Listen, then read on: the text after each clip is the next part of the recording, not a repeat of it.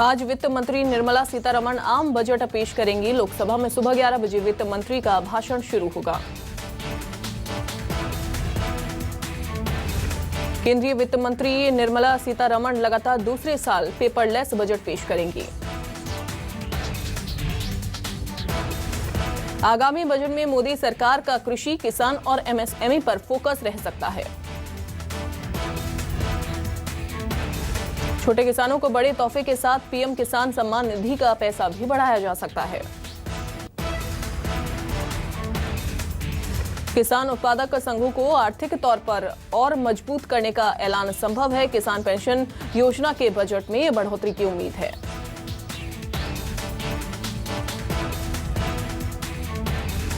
Food processing उद्योग को बढ़ावा देने के लिए कुछ रियायतों का ऐलान हो सकता है। कोरोना काल में फूड प्रोसेसिंग निर्यात में 40% की वृद्धि दर्ज की गई। मध्यम वर्ग और नौकरी पेशा वर्ग को टैक्स छूट की सीमा बढ़ने की उम्मीद कम है। हालांकि बजट में राहत के कुछ दूसरे उपाय दिख सकते हैं।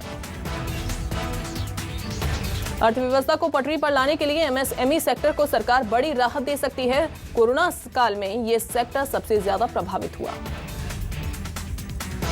आगामी बजट में बुनियादी संरचना और निवेश पर विशेष जोर हो सकता है ताकि विकास की रफ्तार बढ़ सके।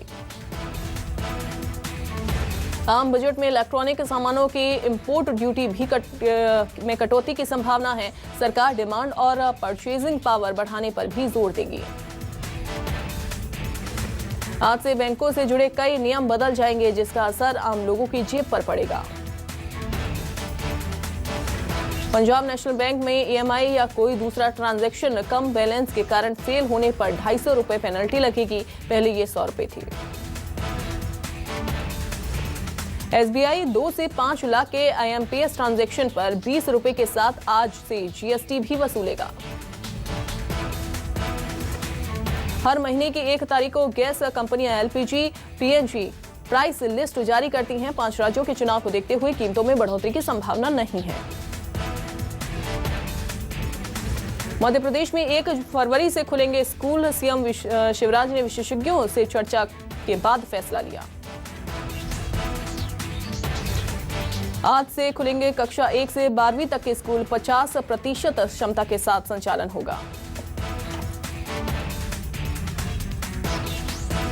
कांकेर में डीआईजी के निर्देश के बाद सक्रिय हुई साइबर सेल 2020-21 में गायब हुए मोबाइलों को आवेदन के आधार पर खोजकर मोबाइल मालिकों को सौंपा गया। बालाघाट में सड़क हादसे में गई एक शख्स की जान। हादसे के बाद ग्रामीणों ने शव को रोड पर रखकर प्रदर्शन किया। तेलंगाना से गायब हुई युवती की तलाश में खंडवा पहुंची तेलंगाना पुलिस। खंडवा के युवक पर नाबालिग युवती को बहला फुसलाकर भगाने का आरोप।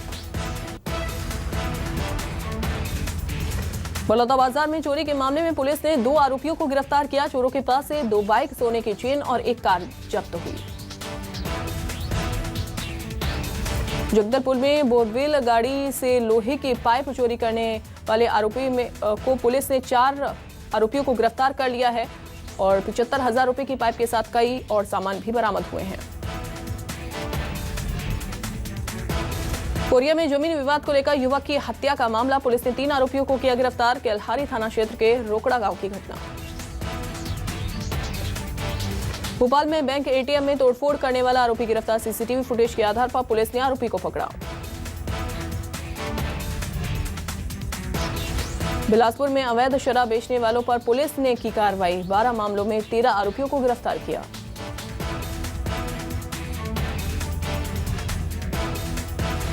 शादी के बाद पति संग नजर आई मौनी रॉय। लाल रंग की बनारसी साड़ी में पति पत्नी ने किया कैमरे के लिए पोज।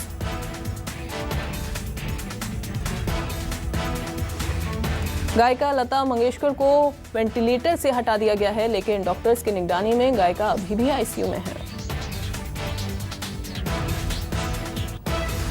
अभिनेत्री काजोल कोरोना संक्रमित पाई गई। सोशल मीडिया पर जानकारी देते हुए कहा, बेटी और पति को कर रही है मिस।